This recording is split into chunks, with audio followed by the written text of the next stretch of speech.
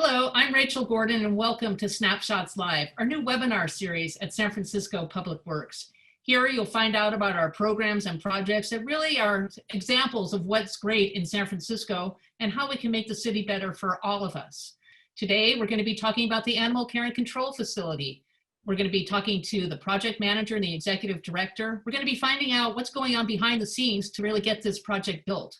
The webinar is going to be lasting about 45 minutes and we're going to be recording it so you can look at it later if you'd like to share that with others. Joining us for the webinar is Tim Kempf, the project manager for the Animal Care and Control Project, Patty Solis, the lead architect, and Virginia Donohue. She's the executive director of Animal Care and Control. I'm ready to hear about this. Let's get started. Tim, please take it away. Thank you, Rachel. Hi, everyone. I'm Tim Kempf, project manager for the Animal Care and Control Project. It's a very unique project that I'm super excited to talk to everyone about. And it's a very unique project and an important project for the people of San Francisco as well. So I'm happy to provide this project introduction, and then we'll be hearing from the other speakers. So to speak a little bit about the project objectives, what this project is all about, it's basically modernizing the animal care and control, or in other words, the ACC, the SFACC, in order to meet modern animal health and welfare requirements. So basically what that means is making sure this new facility houses animals in a way that's safe and sanitary and humane. And so that's basic project objective number one. Project objective number two is to build city resilience. So in the event of a major disaster type of event, this new facility will be able to maintain operations immediately thereafter. So we have backup provisions to enable the ACC in order to do that, and so that they can perform their emergency response type activities. So from an animal care point of view, that means basically being responders to distress calls where there might be an owner who can no longer take care of their pet. So this is made all the more relevant in today's circumstances. And also a big kind of takeaway from the Hurricane Katrina in 2005 was that in retrospect, it was recognized that people were reluctant to evacuate the city, even given that horrible natural disaster that happened.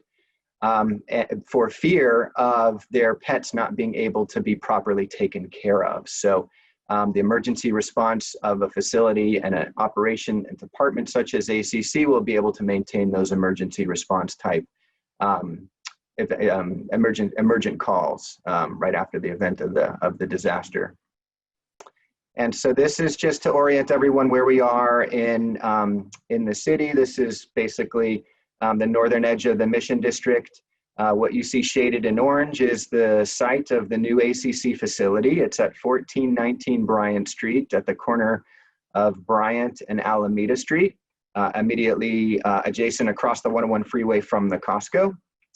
And so this is great adjacency to not only their existing location, which you see is shaded red there, located at 1200 15th Street, which is the current ACC, but the new facility also provides key adjacencies with the SFSPCA, which you see shaded blue there, since San Francisco Animal Care and Control has a partnership with SFSPCA to provide activities and share resources amongst their two services and the two organizations.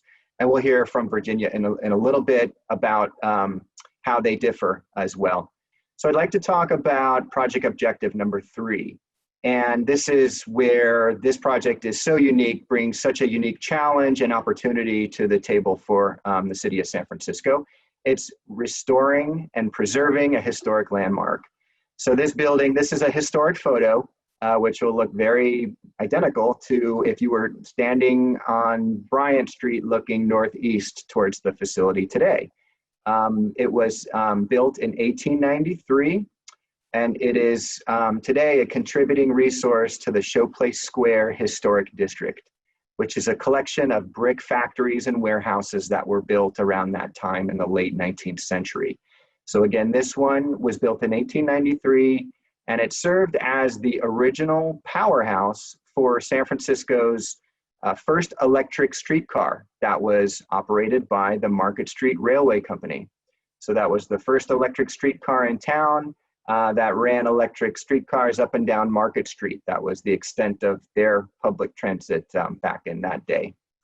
So what we're doing here is called an adaptive reuse.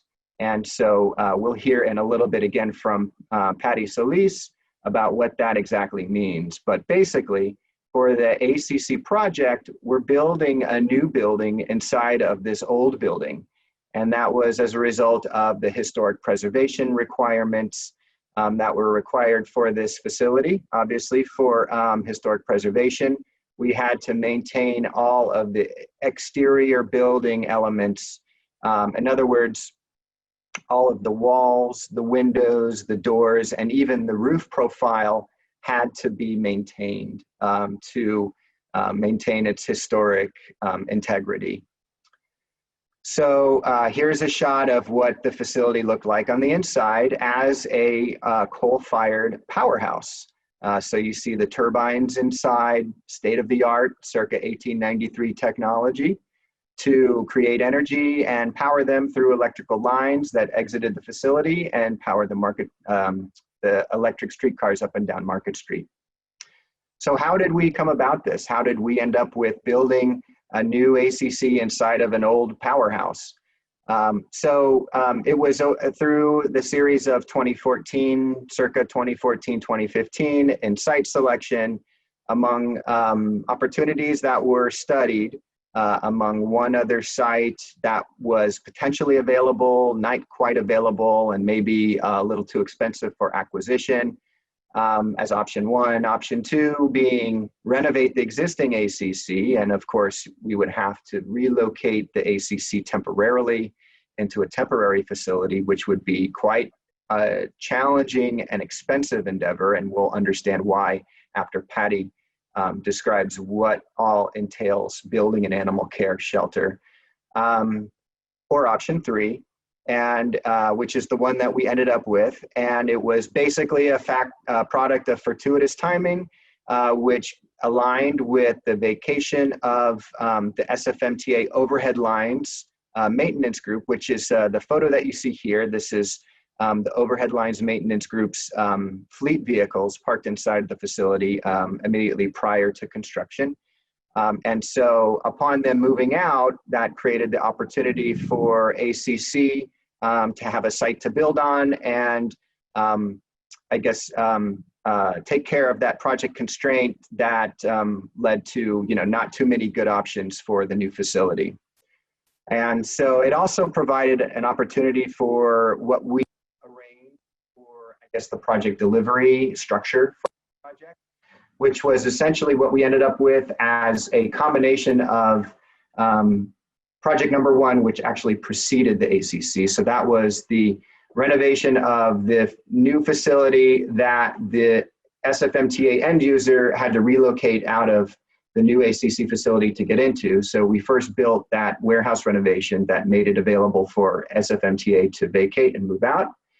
And we combined that project with this project, the animal care and control renovation. So it provided a lot of opportunity and economy of scale, economy of schedule, and a seamless transition between the move out and start of ACC construction. And so for that, we have Clark Construction that we had selected to deliver both this whole contract scope of work, which again included both facilities. And the method we utilized here in this case was CMGC.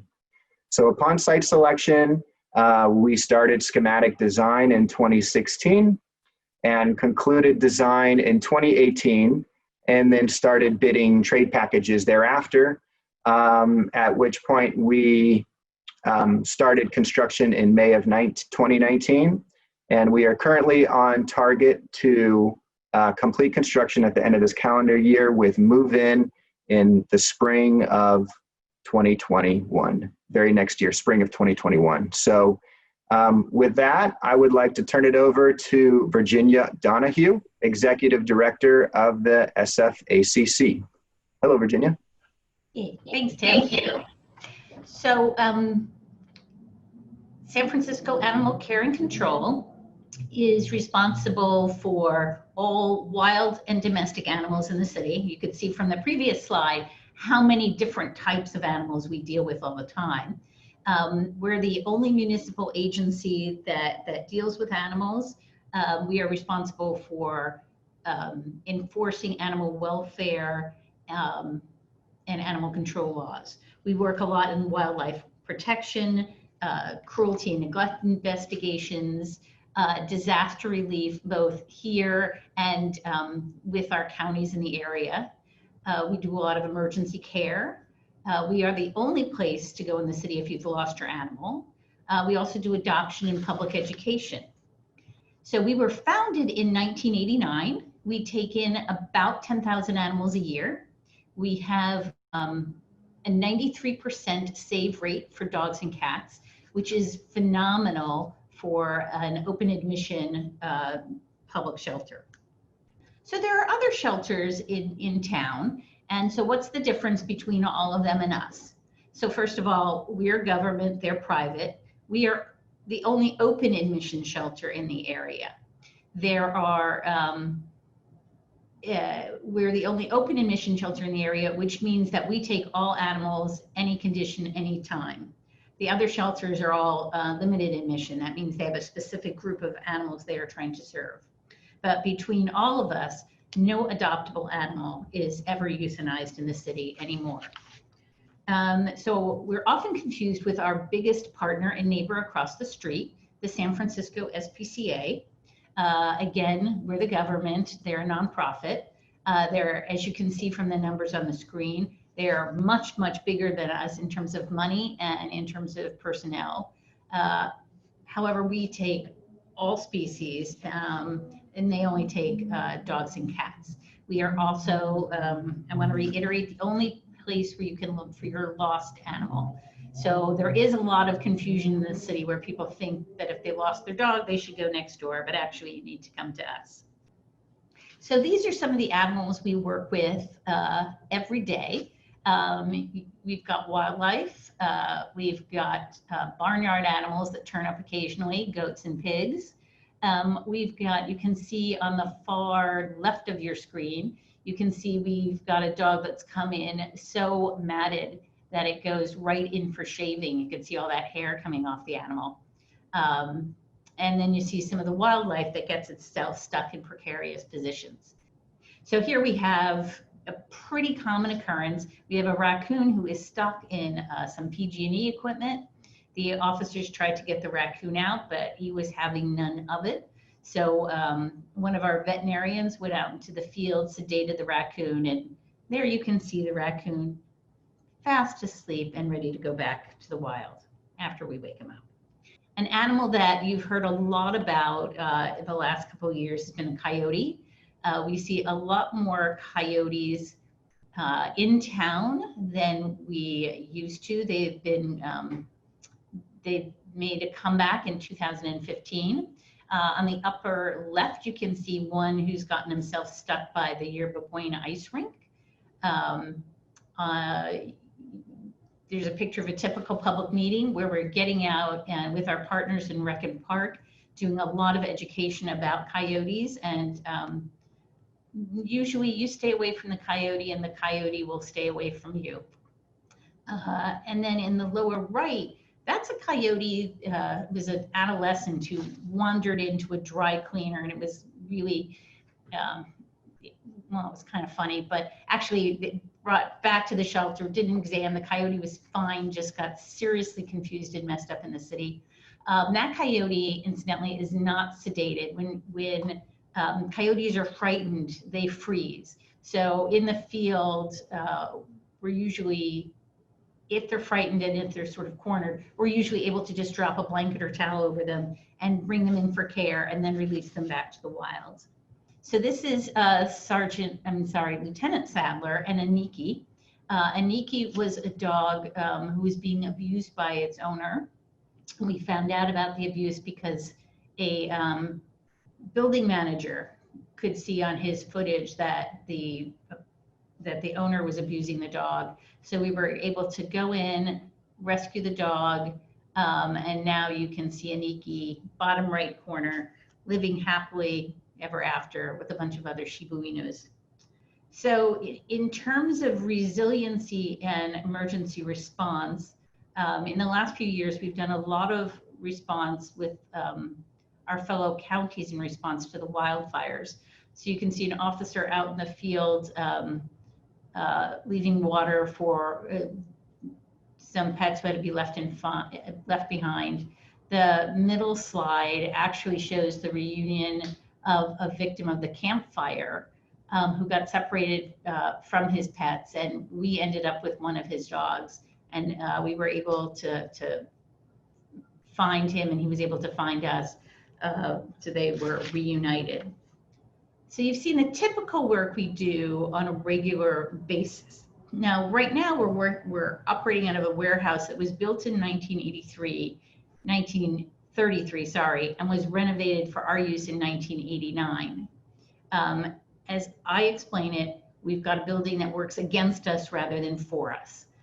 We've got outdated kennel enclosures, we've got terrible ventilation. Our surgical space is very, very small. We don't meet the standard for being able to operate independently for 72 hours after the earthquake. And we've got a large storm culvert next door that if it collapses, we can't get any of our emergency vehicles out of the building. You can see here our small animals who are in the upper left are squished into this space where they really don't have any space to exercise. We have such a shortage of rooms that we often have predator and prey in the same room, which is a very unhappy situation for everyone. We have not a single conference room in the building, so we do our volunteer training in the second floor lobby, which is not a great condition for anybody involved. And we have 400 volunteers who last year devoted 27,000 hours of time to us. So making space for those people to come through and work with us is really important. So we were very excited to be able to work with DPW on this project. And now I'll turn it over to Patty, who did most of the design. Hello, everybody. My name is Patty Solis. I'm the project architect for this project, working with Bureau of Architecture in San Francisco Public Works, and worked on this project with an amazing team of architects from BOA and structural engineer from IDC, and a team of outside consultants who have a specialization in animal care facilities. So the challenge of this project were many. So one is how do we keep the integrity of this historic structure while doing this adaptive reuse, which essentially slices up the building horizontally at 3 different levels. And then also how to convert a building type that really typically is a single-story horizontal building type that is usually located on the outskirts of town to an urban area and a vertical building type. So we're going to be going through that. And in addition, this is a very specialized building type. It's really a one-off. Unlike, say, libraries or police stations, which we have many of and we have ability to learn from and design again, this is the only animal care facility in San Francisco, and then that's it. So how do we tackle learning how to design an animal care facility? We did many case studies. We did many shelter visits here in the Bay Area. We attended conferences that specialized in animal care. We interviewed the animal care and control staff extensively. They had a lot that we learned from. And then we hired a team of consultants who, as I mentioned, all specialized in animal care facilities. And they work across the country. They work across the world, really, working on animal care facilities.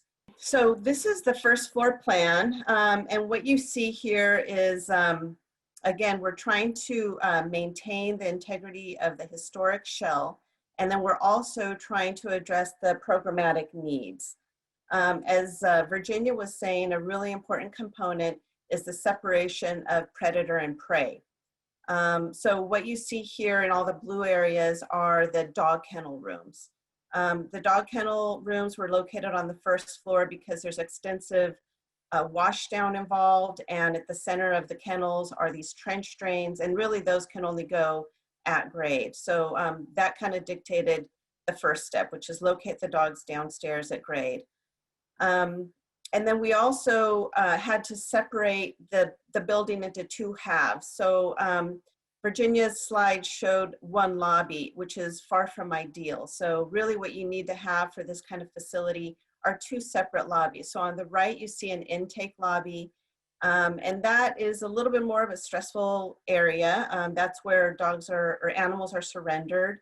That's where you come to look for a lost animal, and that's where the custody animals are brought in and processed. On the left is the main lobby, and that's what we informally called the happy lobby. That's where one would come when they're ready to adopt an animal to take home. So, and then the red indicates the circulation. So there's like different levels of circulation that have to occur within the building to keep the back of house and the front of house separate. We had to carve out, as I mentioned before, this is a horizontal building type that we're putting in a vertical shell, really. So we had to carve out open spaces. You can see here that there's an exterior dog run. So this is a really important space for the dogs to get their exercise, but it also is a courtyard, and it functions to bring in light deep into the building. So it was a nice opportunity to kind of fill two needs. And then you see a classroom right above the exterior dog run, and that is where the training will occur for the volunteers and also for animals when they have any kind of training sessions. Okay, so the second floor shows the different species that are located above. So as you come up the main stairs, there is a room that will contain the smalls, and then there's also reptiles and birds, and then a lot of adoptable cat rooms. And as you can see here, we try to always pull the program away from the perimeter of the building wherever we could, because we felt that could really highlight the windows and the historic shell and bring light in, deeper into the space. To the left are the administration offices, and then to the right is, again, back of house. That's where they have wildlife, the volunteer room, the cat processing, isolation rooms, feral cats, etc. And then the building was actually built in two phases. So that demising wall down the middle separates the building, which was built, the south building was built in 1893, and then the north building was built in 1895. So in the south building, we have the Sally Port. As you go up Bryant Street, the grade goes up. So the south building is actually at grade on Alameda. So we have a Sally Port where the animal control officers pull in high-speed coiling doors, which will close right behind them, and then they can take out the animal, take them through processing, and if needed, take them to the vet suite or to one of the animal housing locations. And then this is the third floor. So we had to make a roof deck because, again, we don't have any outside space, so we had to create outside space where we could.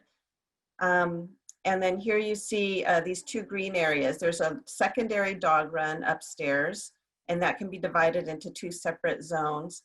And then in the upper left corner is the small animal run. And so that will be a place where the bunnies and the guinea pigs will actually have a little bit of outside time. And then to the extreme left and to the extreme right are mechanical areas, which are open air. At one point, planning had asked that we try to roof everything over, but really we needed all the mechanical and all these animals places to be open air. So we have that open air with a lot of extensive bracing.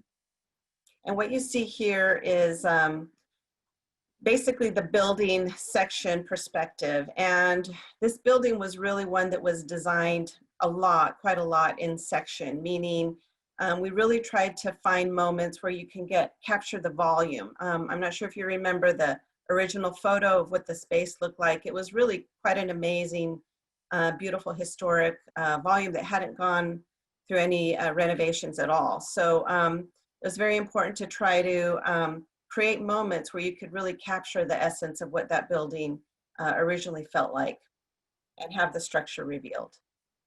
And this is a photo of that entrance lobby, the adoption lobby. So here you have a triple height space.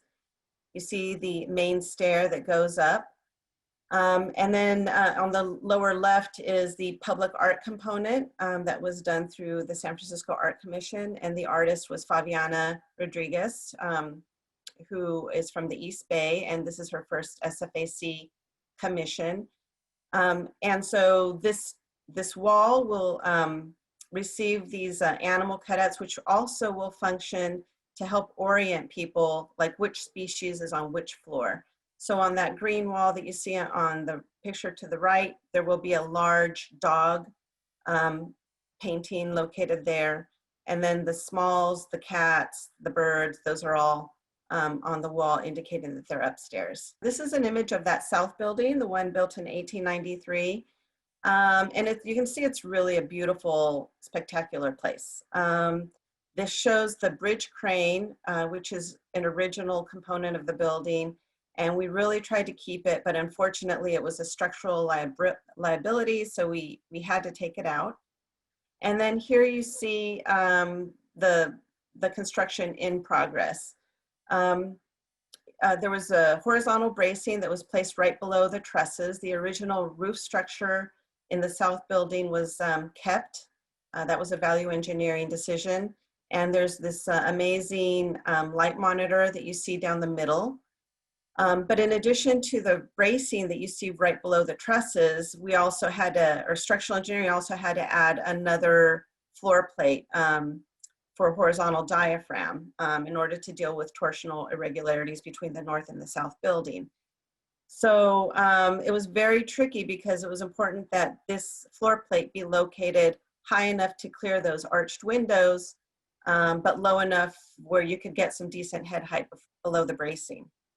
And this is a picture now with the floor plate in. So you're basically in an attic space, but it's got access to light from the roof, the light monitors above. And it was dimensioned precisely so it could just be considered legally occupiable space per code. So it's actually, you know, hopefully going to be serving maybe some kind of function in the future. And you see some workers there maintaining or restoring the light monitor windows. This is a picture from the second floor north building. And as you can see, again, we're trying to pull back any kind of program and construction from the perimeter of the building so that we can really let the windows shine, because they're very impressive windows. Where we did have to put program up against the building, it was always open office space, conference rooms. So on the west side of the building were these enormous arched windows. So we have the walls aligning so that they don't encroach on these windows. And here are some slides of the courtyard. So you see these long stairs. Essentially, those are something that we came up with, and we call them dog stairs. We had to value engineer one of the elevators out of the building. So originally there were 2 elevators. We ended up with just 1 elevator, and we knew that the dogs had to be taken upstairs to the roof to get their exercise quite a lot. So these dog stairs have a very shallow rise, only 4 inches, and a very deep run, 24 inches. And so that was just a way for getting the animals up and out and not relying too much on an elevator. You see on the lower left the rendering that shows the turf system. So it'll have an artificial turf system, and below that will be an integral rinsing system so that all the waste is flushed away. And then here's a close-up of that dog stair. On the opposite side of that demising wall, you see that picture on the right. And so there's bracing for that.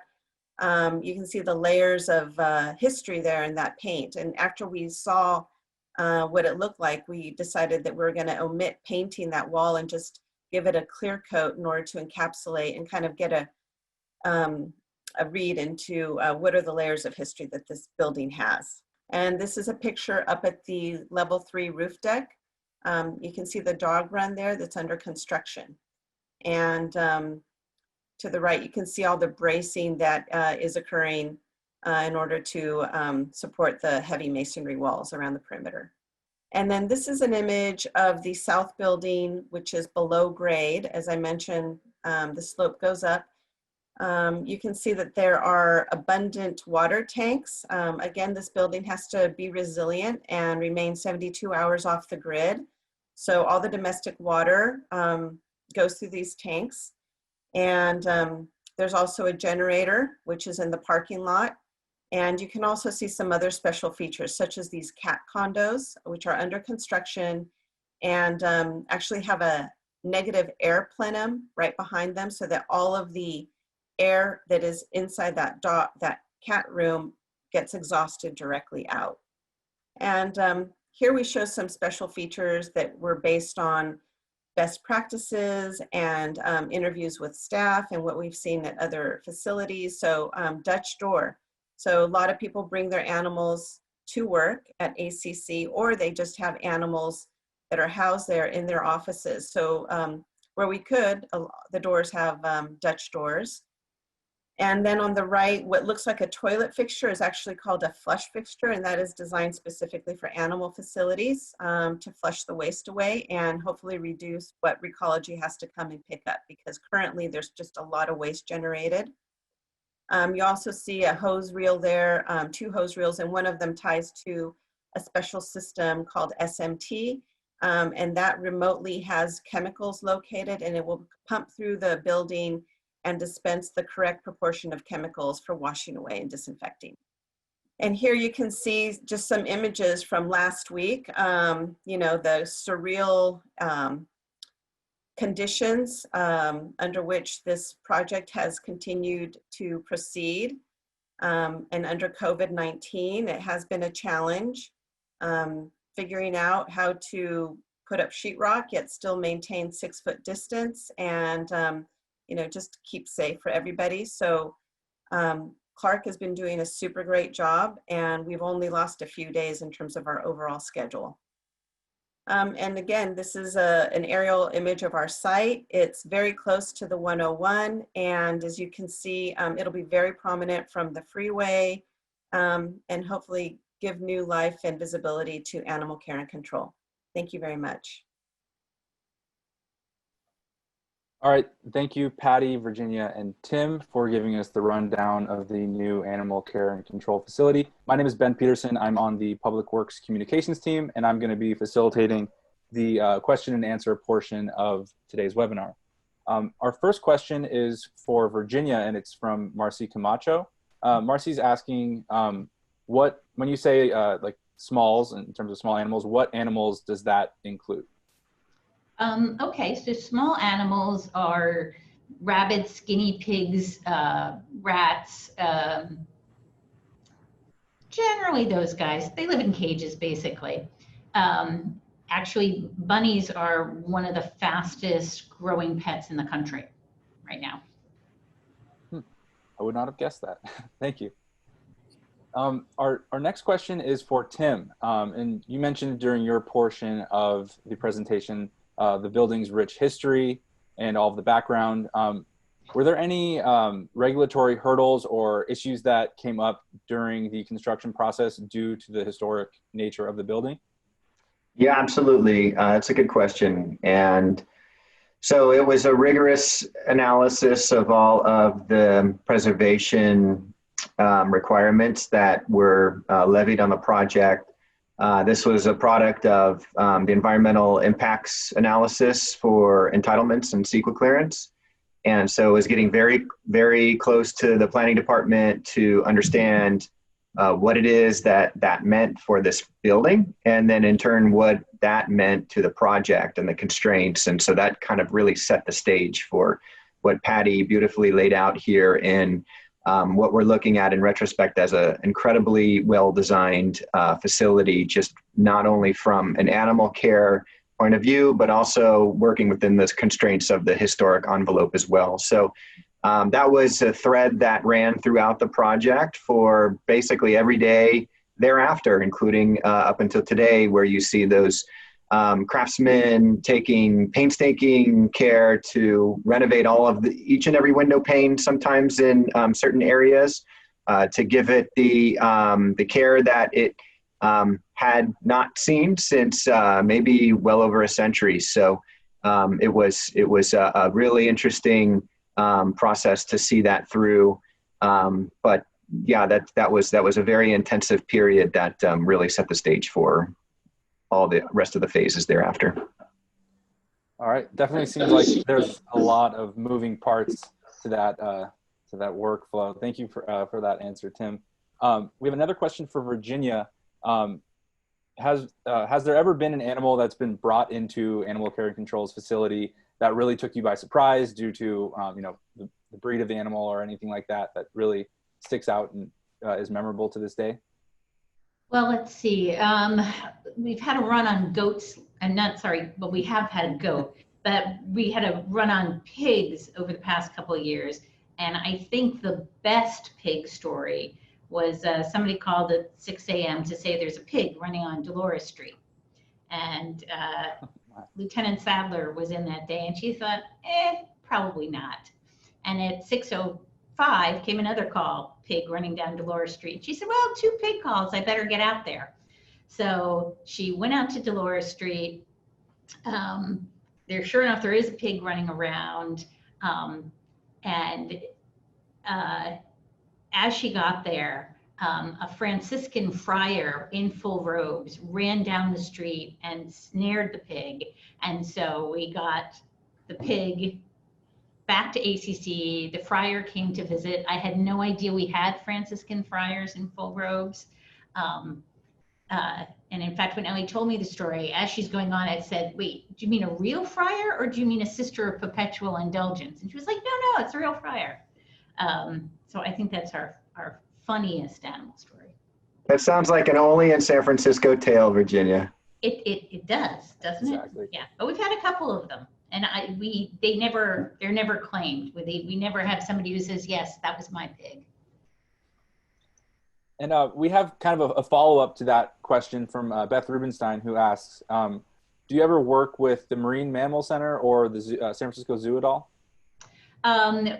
The Marine Mammal Center has, the animals that they take care of. So if we get a call that really should go to them, we do that. We communicate with the zoo because our Captain Corso, she used to do gorillas at the zoo. So she came to us from the zoo. So we've communicated with them a great deal, but we don't do their species. Okay, thank you. Our next question is I guess it could be for both Patty and Virginia. Throughout both of your presentations, you talked a lot about a lot of the unique features of this building for its unique use as a animal control and care center. How did the consulting process of deciding those different design elements go? Was there an outside consultant? Did you consult animal care and control employees or volunteers? Could you tell us a little bit more about how that worked out? Sure. Well, from the designer's perspective, we really had to learn from animal care and control. So there was quite a learning curve. And again, a lot of talking to Virginia, talking to her staff, going to conferences, finding out even which consultants we need to get on board. So MEP is really specialized in animal care and control in order to reduce reduce the spread of disease and smells and acoustics. We had to get an acoustician. an animal husbandry specialist who helped design the vet suite. So it was really a learning curve. I think a lot of it really came from the direction of a really great working relationship with our clients. And I have to say, DPW took us very, very seriously. They understood that this is not an office, or it's not an office where you're happen to be housing animals instead of people. It's a whole different thing. It's more akin, in some ways, to a hospital with the level of ventilation and floors and mess. And I think they all know now that anything below 4 feet will get peed on by something. All right, thank you. I think we have time for about one more question, and this one I think is kind of geared towards Virginia as well. It's from Maureen Zog, who asked, has the cat area been enlarged from its present footprint? Also, will there be special areas for meeting adopters, quarantine for ringworm, and things of that nature? Yeah, is it possible to pull up the slide that shows the floor plan for the second floor? Anyway, so on the second floor, on the upper portion of the slide, where the red dots are, that has all the different kinds of available cats. On the left side, you see those 4 rooms with no enclosures in it. Those are going to be for cats who can hang out together. So it could be a mom and kittens, it could be a bonded pair, could be anything like that. And then further to the right in the gray areas, we have a 4-room isolation suite, and each room can hold, I think it's 8 to 12 cats. So we can have one room for URI, 1 room for ringworm, 1 room for mysterious whatever. So we'll have a lot more isolation space that is completely separate from the regular cats. And Ben, there was another part to that question, I think. Yes, the second part was, will there be special areas for meeting adopters and quarantine for ringworm or other things like that? So I talked about the quarantine area, but yes, then there is a get acquainted room for cats, and that's the room colored yellow directly below the cats. And there'll be a separate area downstairs, of course, for the dogs. So we'll be able to keep all that separate. And then also on the far right, there's going to be a special place for feral cats, or cats that we suspect are feral, that's quieter and removed from everything else, so that volunteers and ACC staff can work with those cats in a separate area until we decide if they're going to have to go into a barn cat program, or we can socialize them enough for somebody's home. Great. Thank you very much, Virginia. That's all the time we have for questions right now. For those that we did not get to, we will reach back out and answer those via email, or probably email within the next few days or so. Thank you for all of your questions. I'm going to turn it over to Rachel Gordon, who will be giving our closing remarks. Thank you, Ben, for that. Well, this wraps up the first episode of Snapshots Live webinar series for San Francisco Public Works. I certainly learned a lot. My family has been a long time adoptive families for animal care and control. No goats or pigs or even rats yet, but lots of dogs and cats over the years. And this is really a game changer for San Francisco. I want to thank our panelists today, Tim Kempf, Patty Solis, and Virginia Donohue, and also our producers, Nikki Wu and Ben Peterson, for all the work you did to making sure that this could work out really well. We will be back for the 3rd Thursday of every month with a new webinar. Next month, for the anniversary again of the Loma Prieta earthquake, we'll be talking about the new floating fire station on the Embarcadero. Please keep an eye out for more information on that. But right now, I'd really like to thank everyone for joining us for the Snapshots Live webinar series. It's been a great learning experience for us all. Thanks for coming. See you next time.